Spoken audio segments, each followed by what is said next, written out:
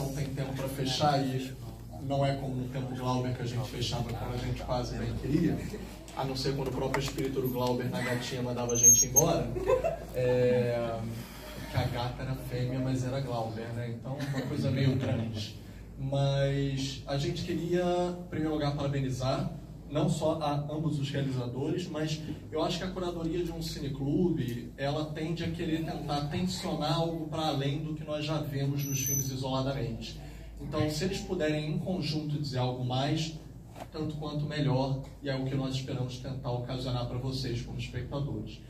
A gente vai fazer perguntas breves. Eu vou só pedir para que todos possam ter a chance de falar, que as perguntas sejam breves, até para que eles também possam formular respostas mais sucintas para vocês, mas para que todos possam ter a chance. Gostaria de começar mencionando por que a gente usou a palavra afetos, além do futebol. A gente tem que lembrar que afeto, que vem de afecção, também vem de afetar. Não é só uma coisa boa, não é só o que nos afeta positivamente, mas também coisas atravessam os nossos corpos e as nossas sensações negativamente. Então, nós temos aqui várias paixões que acabam escalonando para um lado negativo do que o futebol, para tudo de bom que ele pode ocasionar, também tem um outro lado da moeda, que são tensões, preconceitos sociais. A gente vê muitas agressões em ambos os filmes, que vem de masculinidade tóxica, que a gente sabe que é uma questão hoje em dia cada vez mais em voga de se botar em pauta. A gente não olha para nós mesmos e dizemos: nossa, eu posso estar perpetuando uma masculinidade tóxica. O que é isso para mim e para os meus irmãos, para os meus parceiros? O que isso é de ruim, de negativo? E vocês vejam que até mesmo o mais estrela da equipe era também ele mesmo bastante, digo no aspirante, né? Ele mesmo, o melhor da equipe, também era alvo daquelas palavras. Também era alvo da brincadeira negativa, pejorativa dos amigos. Então, nem ser o melhor, vamos dizer assim, te absolve de ouvir as questões negativas do pejorativo do esporte. Até mesmo a menina, que é até um personagem bem forte no Aspirante, ela também é bastante agressiva. Para ela sobreviver naquele meio, ela agride primeiro. É porque ela percebe dessa forma. E, ironicamente, a mãe dela é quem primeiro traz a palavra à tona. É uma guerra. Futebol tem inimigo. É uma guerra. Até o próprio plano, se vocês perceberem, trata um plano de guerra, né? Na frente você vê o foco, atrás você vê sem foco. Literalmente se divide ali um meio campo e você tem um campo de guerra ali. Os que estão no foco e os que estão fora do foco. Aí vocês tomem quem está certo e quem está errado como quiserem. Apenas existe um lado no foco e outro fora do foco. Os tambores também de guerra, né? Os tambores de guerra.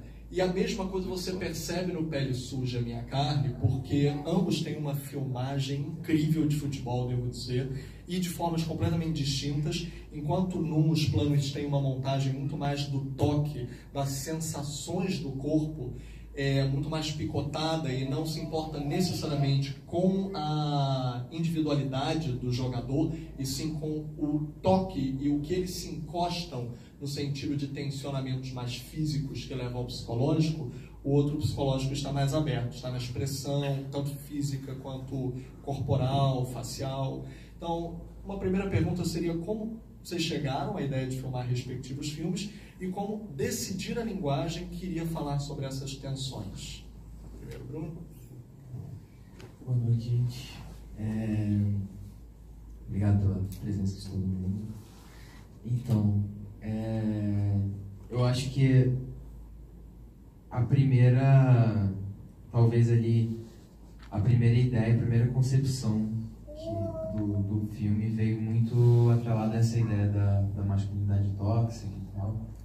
E aí, pensando muito assim, eu sou carioca, mas só agora, por conta da faculdade, que eu vim de fato morar aqui. Antes eu morava no interior do estado, mas mesmo no interior também, essa cultura do futebol, ela é muito presente, e ela está muito já no nosso imaginário, assim, associada também a essa ideia da masculinidade, toda essa performatividade, assim. Acho que as duas coisas estavam muito ligadas desde o início, então acho que acabou sendo uma escolha muito natural trazer um pouco desse universo, assim, né?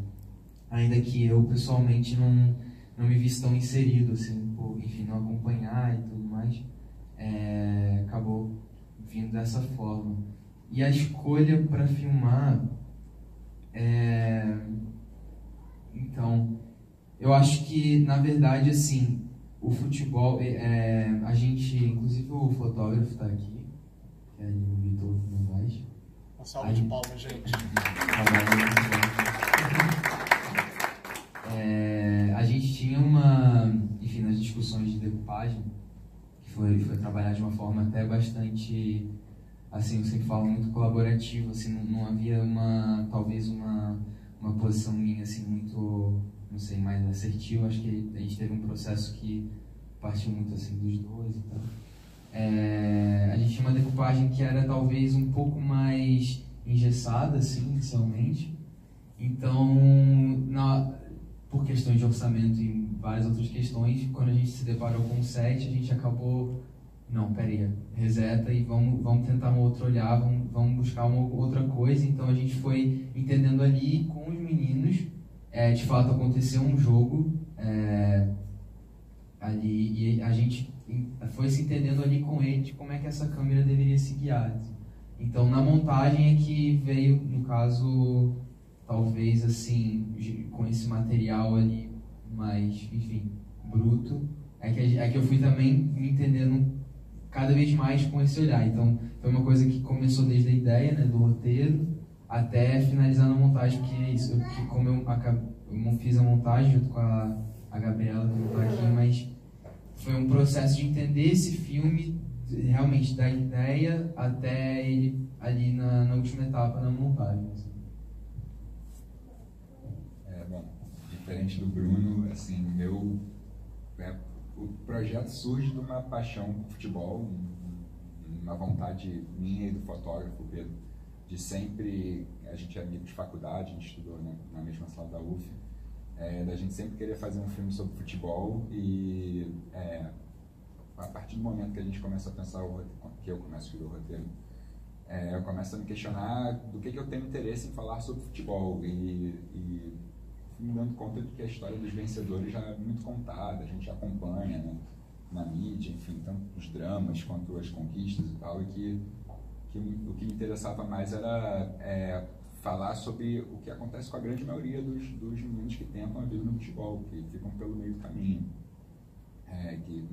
enfim, até todo o nosso elenco, tirando os dois meninos protagonistas, mas todo o resto do elenco do time de futebol eram meninos que estavam, até nesse momento de tempo, alguns já tinham passado da idade e tal, mas estavam justamente nesse momento tentando, assim, enfim, eu tive ano passado em Saquarema com eles, e todos já mudaram, já seguiram para outro caminho, porque como o próprio personagem do filme, assim, tipo, não passaram pela peneira.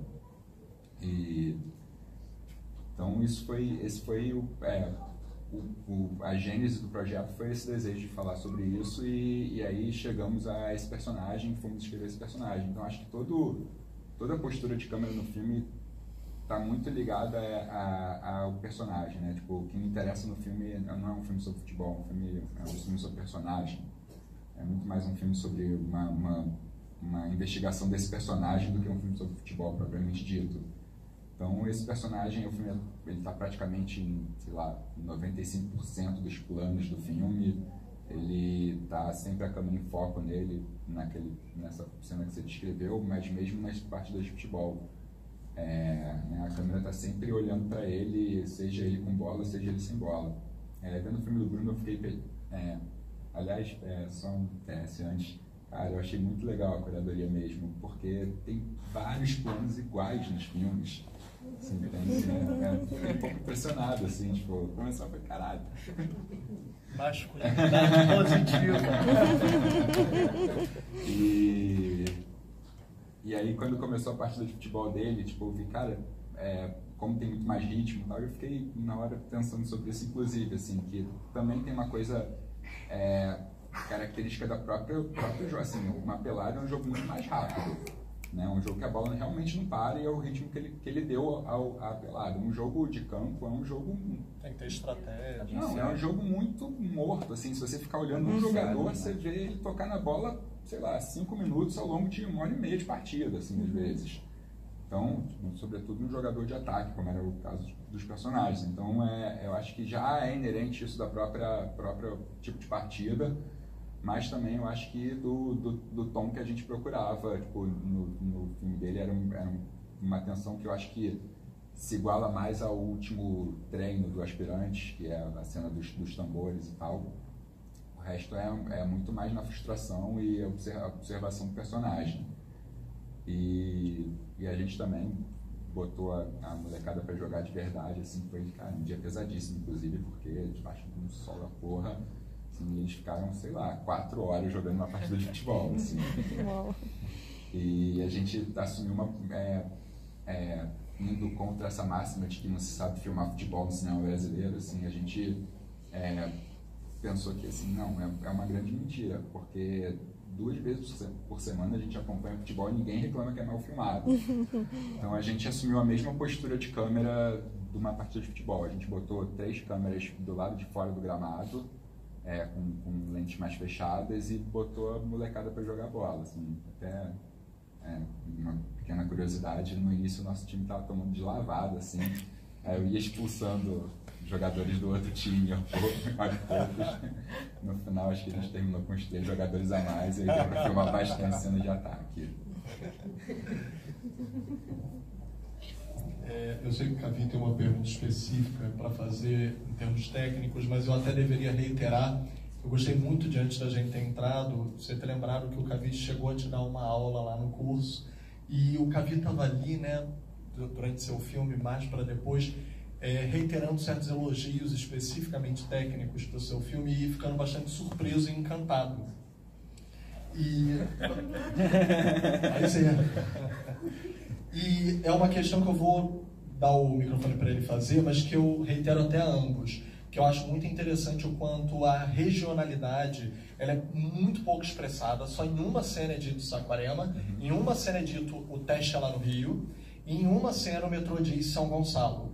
Então, a regionalidade é muito pouco expressada, mas a gente sente em ambos os filmes a localidade sendo um personagem. Eu até reitero também um elogio ao Ives, porque Samantha está filmando, não vai poder fazer o comentário, mas o primeiro namorado dela foi um jogador de futebol. E ela reconheceu a maior parte dos lugares que você filmou, ele teve que jogar em alguns daqueles lugares. E ela disse, o trabalho de pesquisa dele foi incrível, porque realmente tudo isso daqui faz parte da vida do jogador.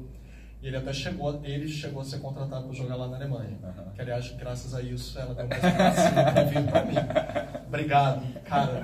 Muito bom você estar aí na Alemanha. Continua, faz sucesso. Mas essa questão da localidade, da regionalidade, leva a uma questão que o Cavi falou técnico. Eu nem lembro. Eu estou brincando. Na verdade, assim, eu queria falar uma questão mais pensando em decupagem mesmo, assim, de direção, de escolha de como filmar, de como botar a câmera. E aí, no seu filme, no primeiro plano, eu acho que é dentro do trem, né? Eu fiquei com a impressão que no reflexo você via a pessoa filmando ali, né? Quando passava uma superfície preta, você via o reflexo de quem estava dentro do trem, e você via uma pessoa, parecia uma garota com uma câmera pequenininha assim, parecia até um iPhone. E eu achei interessante também, porque filmar no trem eu sei que é difícil, complicado de autorização. Eu já filmei várias vezes escondido. Não sei se você estava filmando escondido também, provavelmente. Pelo tamanho da câmera eu suspeitei. E achei interessante também, comparando um filme com o outro, a forma de decupar e de filmar o futebol também, voltando ao que ele falou, mas também o filme como um todo. O Ives, acho que desde o curta dele, eu lembro que eu vi o curta dele pela primeira vez, me incomodou muito, assim, mas pro bem, que quase não tinha corte, né? Eram planos longuíssimos, que me angustiava. Falei, caraca, isso não vai cortar, não vai cortar. Não cortava nunca, assim. E o seu filme tem uns planos lindos, assim, mas enormes também, que deixa os atores interpretarem. Aquele plano do alto lá, a câmera meio que faz uns 180 graus ali neles, ali devagarzinho. Aquela cena dentro da casa que fica só no foco, a família toda fora de foco, e fica um tempão ali, uns 5 minutos a cena rolando, acontecendo assim. A do atropelamento. Você está Também. vendo o carro passar. Você está vendo o carro passar. Você sabe que alguma coisa vai acontecer, porque você está vendo o carro passar. Mas essa nem é tão longa, talvez. É menos, mas assim, de uma forma geral, quase todo o filme é composto de cenas mais longas, assim, cenas que você tipo, deixa o plano o máximo possível, assim, quanto pode, sem cortar, assim, uma expansão do tempo, não sei, ou uma dilatação, ou o contrário, que é bem interessante, assim, olhando, me chamou muita atenção. Já a sua tinha mais cortes, era quase o oposto, assim, era mais cortadinho, assim, também. Até achei interessante você falar antes da pelada, realmente, que a pelada é uma coisa mais rápida, enquanto o jogo de campo é uma coisa mais assim, aberto, assim. Queria que vocês falassem sobre isso, essa decupagem, assim, esse pensamento cinematográfico como diretor, assim, no seu caso, você elaborou isso? Você tinha uma decupagem prévia ou foi uma coisa que você foi construindo, uma coisa comum também, de você não decupar, você às vezes encontrar a filmagem durante o processo? Eu faço muito isso às vezes, e na edição talvez também, ter esse ritmo, e depois você falava do seu também. Então, o futebol foi, de fato, na decupagem do filme, acabou sendo a exceção, exatamente porque a gente gastou muito tempo pesquisando como filmar esse futebol. A gente já tinha, enfim, esse olhar afetivo e do toque, tudo isso já fazia parte do conceito do olhar que a gente queria lançar ali para pelada.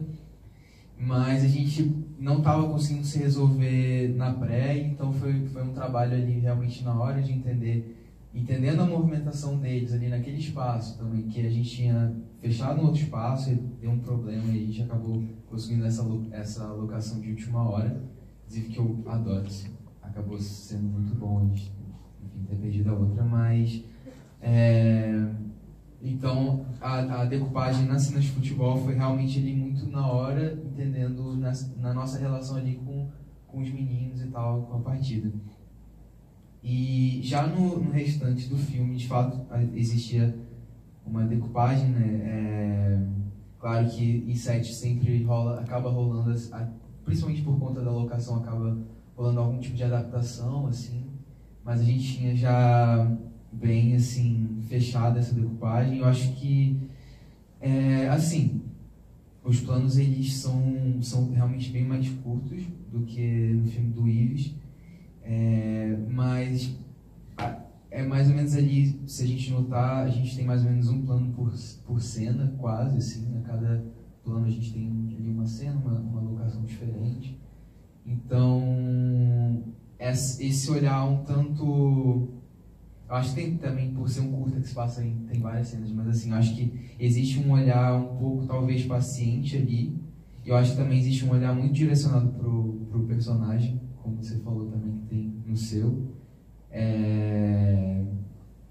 Então, eu acho que entender esse olhar estava também muito no próprio entendimento da minha relação com esse personagem, de uma certa forma, assim. Um personagem que se vê muito vulnerável nesses espaços, então também uma certa preferência, às vezes, de filmar pelas costas, e até para que a gente, enquanto espectador, não conseguisse acessar completamente esse personagem. Eu acho que, enfim, a expressão comunica muito, então, e o Diego, né, que é o ator, ele tem muita expressão, assim, o olho dele, inclusive, foi isso que fez ele conseguir rapidamente o papel, depois de quase 3 meses procurando, fazendo vários testes de elenco e tal. No momento que ele chegou para fazer o teste, 5 segundos, assim, ele, com o olhar, ele já, tipo, me conquistou ali. Mas então era muito entender sempre a cada cena, a cada plano, que relação a gente estava querendo construir ali com o personagem, tirando também alguns outros momentos, por exemplo, com a água vindo com a espuma branca ali pro ralo, ou as meninas conversando ali na sala, né, um grupo de meninas brancas, e quando ele está na sala, ali ele também rodeado de pessoas brancas. Então era isso, era realmente entender a cada passo do filme, né, a cada plano, o que a gente queria contar, e sempre tendo ali como eixo o João, né, que é o protagonista. Eu lembrei um pouco do Moonlight. Não, só uma observação. Uma coisa que eu fui vendo no seu filme, em alguns momentos me remeteu àquele... Você viu o Moonlight? Sim. Não sei, aquela parte que ele está sem camisa em frente ao espelho, se olhando ali, o corpo ali, aquelas coisas de costas também. Não sei.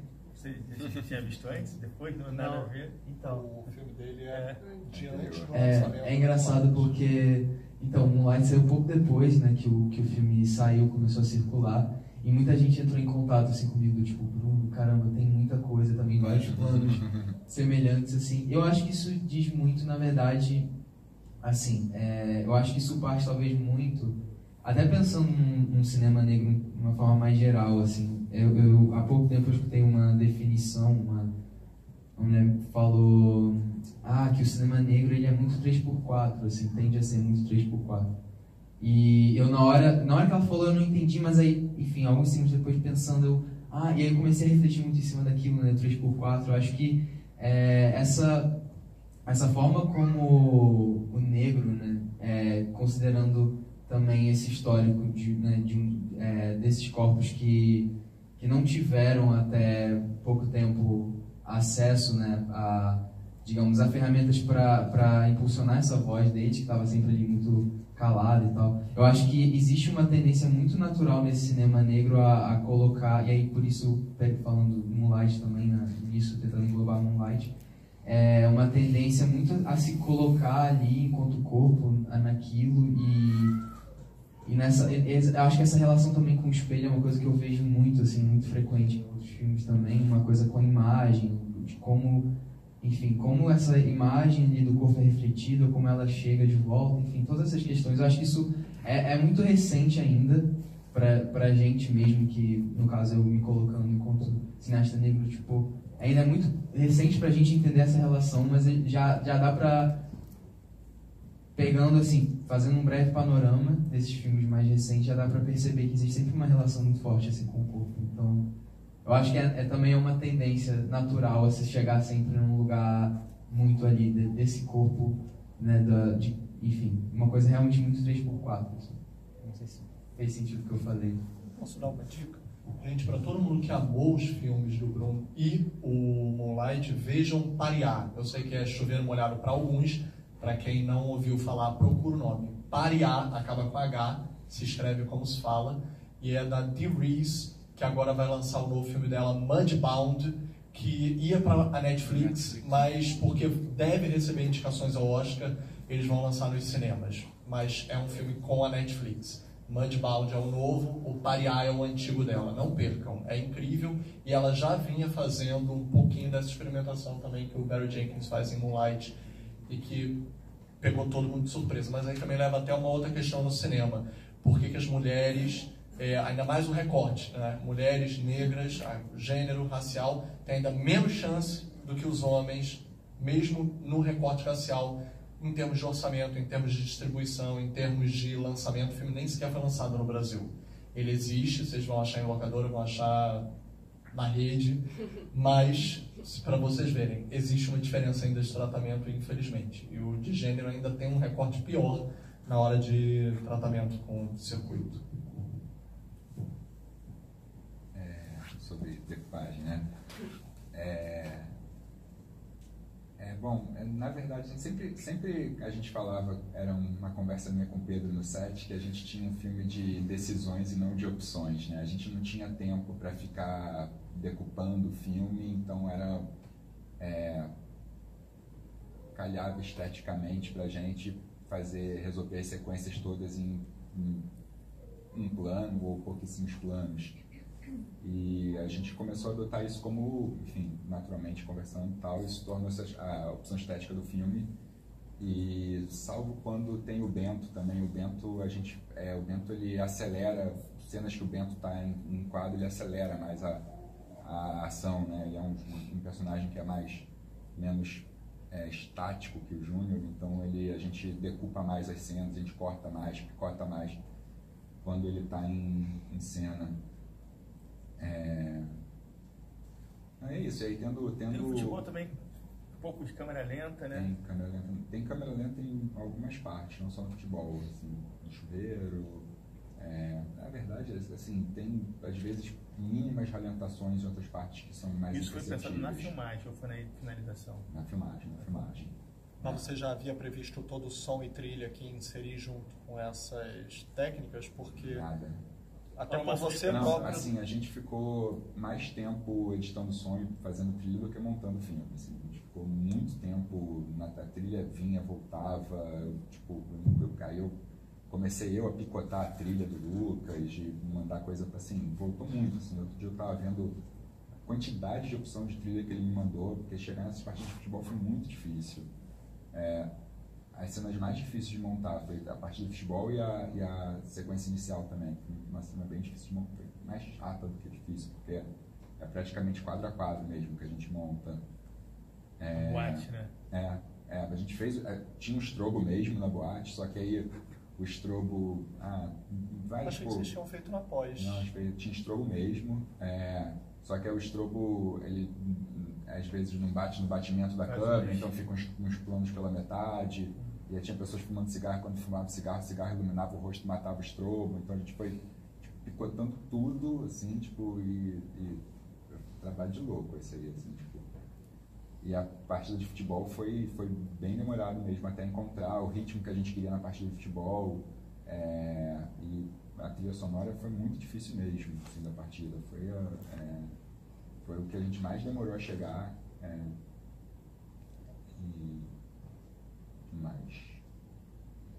Sobre a coisa da espacialização e tal, assim, porque a ideia assim, era que fosse um microcosmo do Rio de Janeiro, que fosse uma cidade do interior com características semelhantes ao do Rio, que aqueles jovens daquelas equipes amadoras pudessem experimentar um mínimo de fama que não experimentariam aqui no Rio, nesse anonimato deles, mas que lá eles poderiam ter.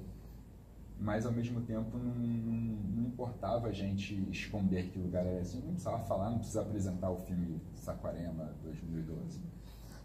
Mas não era necessário esconder isso também. Então, saindo naturalmente numa frase, numa fala, e foi só o Gucci que fala, né? Que ele fala Via Lagos e Saquarema. Mas tem a praia também do surf, né? Podia ser aqui também. Não, aqui não podia porque não era Rio de Janeiro, porque é uma praia deserta, porque, enfim, tem uma série de características que você vê que não é o Rio de Janeiro, mas os próprios estádios que a gente filma e tal, não são Rio de Janeiro. Esqueci de reserva. Você viu a projeção? A projeção estava ok? Porque eu achei um pouco estourado no branco, assim. Não, eu acho que ele é bem desaturado o filme. Ele é bem desaturado. Deixa eu ver. Vou abrir para o público, gente. Vamos lá. Olha.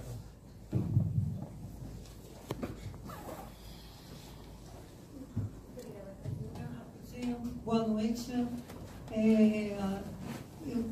Meu nome é Marina, eu sou muito envolvida com o cinema e eu queria assim, parabenizar vocês em relação ao som, porque incrível. Vocês já falaram tudo, a fotografia o pessoal observou e tudo. A gente, quando é envolvido com cinema, acho que algumas pessoas devem estar se perguntando, nossa, mas ela fala de som. Quando a gente é envolvido no cinema, a gente sabe o que é o som do filme ser finalizado com muita qualidade.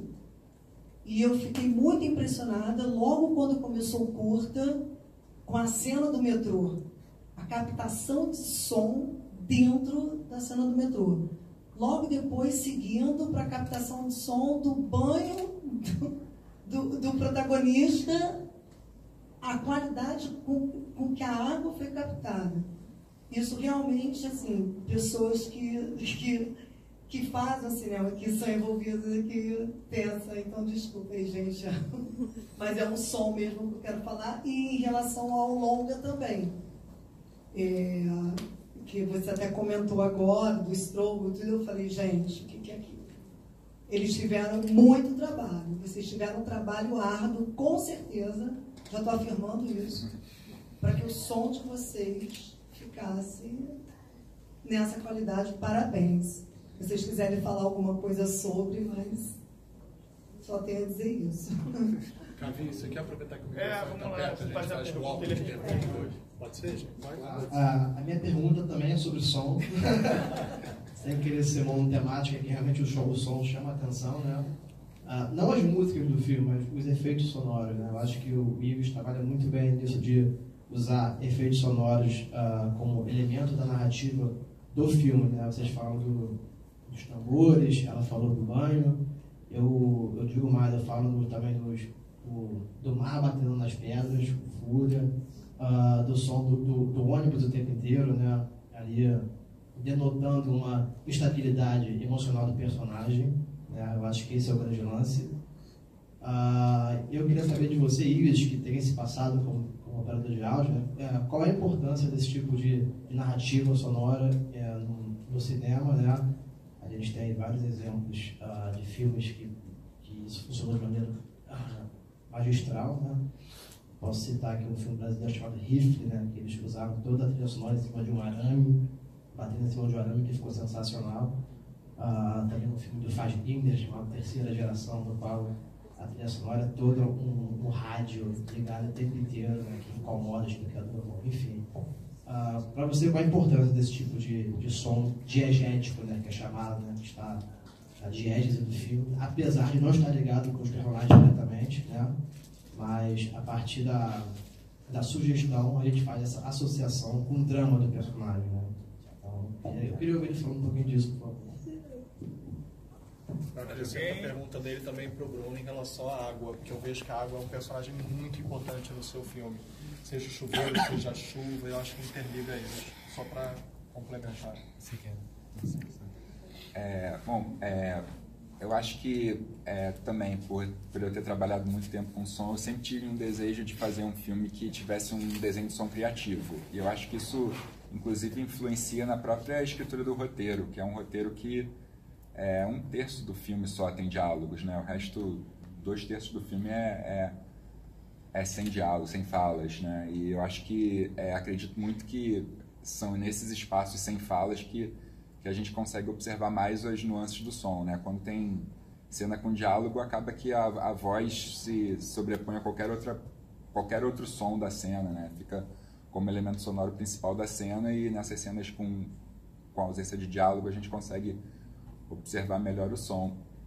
Isso certamente, pensando sempre, se meu foco no filme sempre é o protagonista, esse som também vai estar sempre ligado aos sentimentos do protagonista. Trabalhando esse som de uma forma hiperrealista, às vezes, sons mais amplificados do que eles são. Quando o Júnior está trabalhando, todo saco que ele coloca, tipo, o som é muito mais alto do que o som realmente para dar a dureza do personagem. E uma coisa que eu gosto muito de trabalhar também é com dinâmica de som entre as cenas, né? Tipo, cortar de cena silenciosa para cena barulhenta e vice-versa, que eu acho que isso também ajuda ajuda as elipses no filme e ajuda a instaurar essas sensações do personagem. Se eu lembrar de mais algo.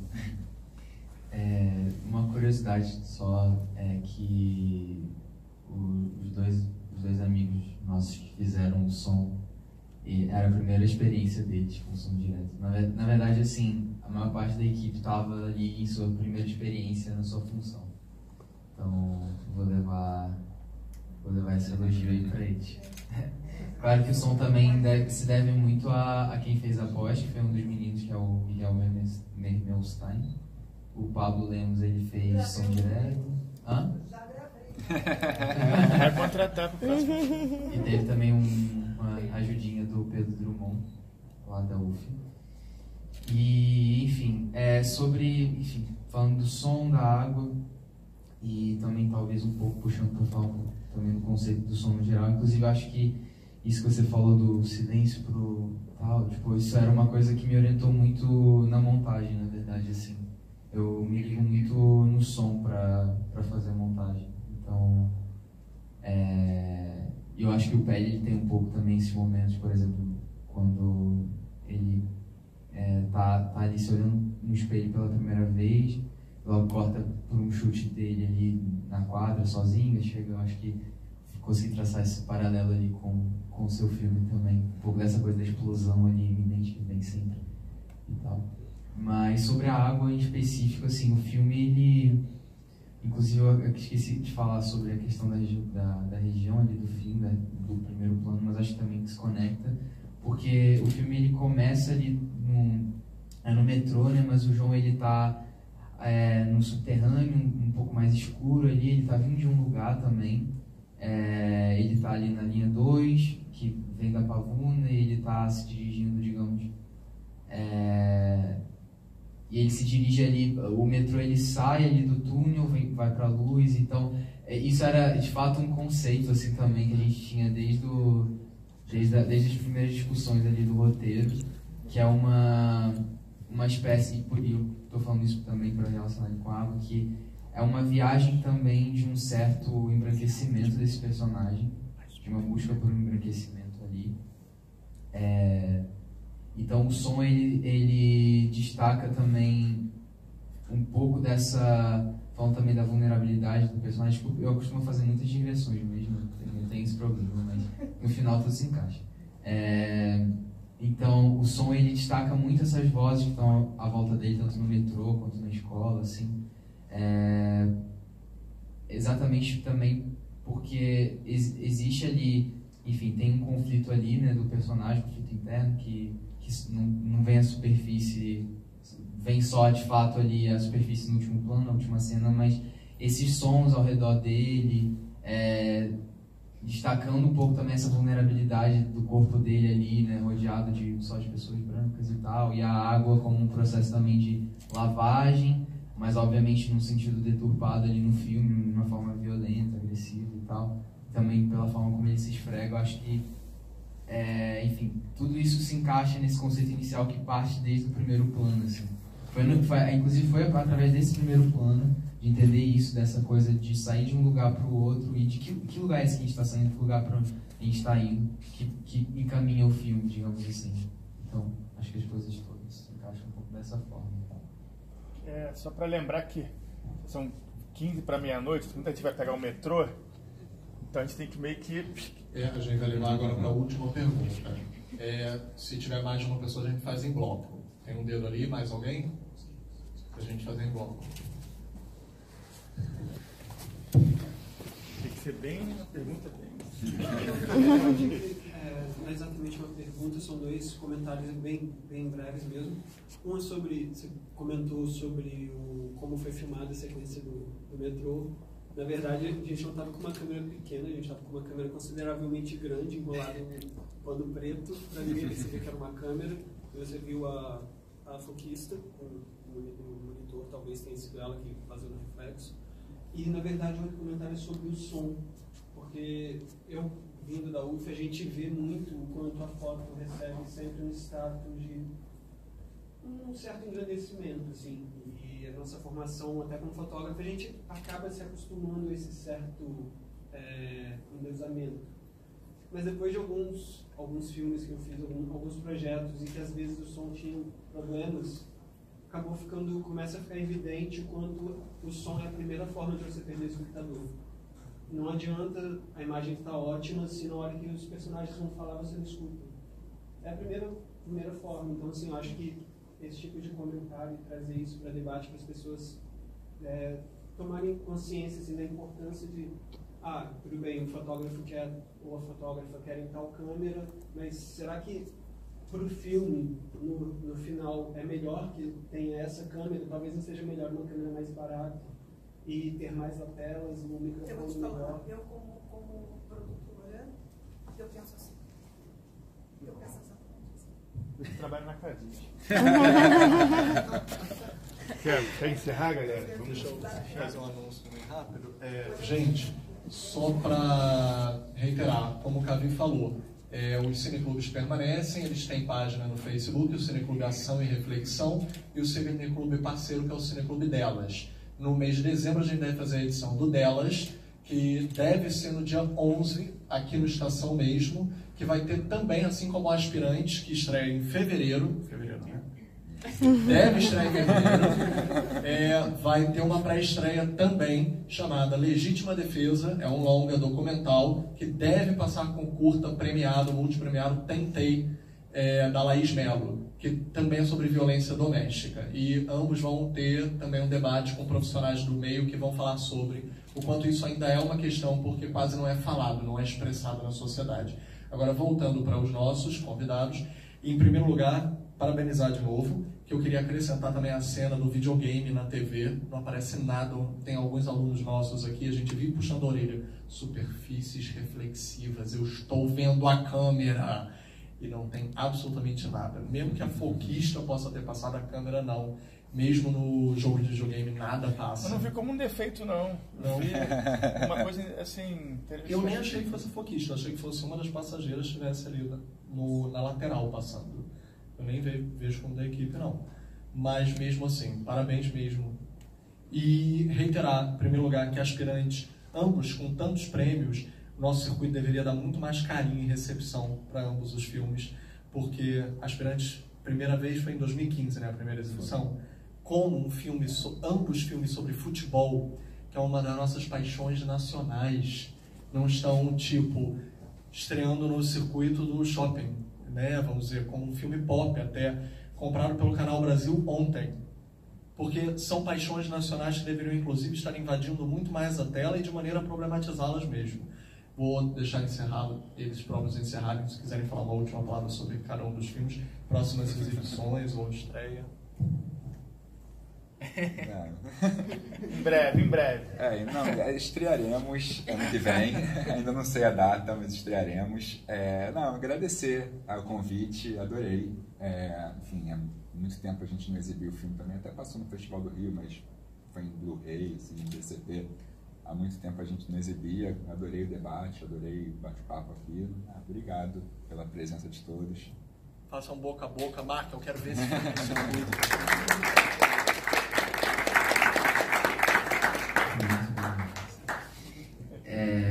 Então, também agradecer a presença, agradecer o convite. Realmente foi muito feliz, assim, muito lisonjeado, inclusive por enfim, você exibiu Pele ao lado do Aspirante, que era um filme que eu gostava muito.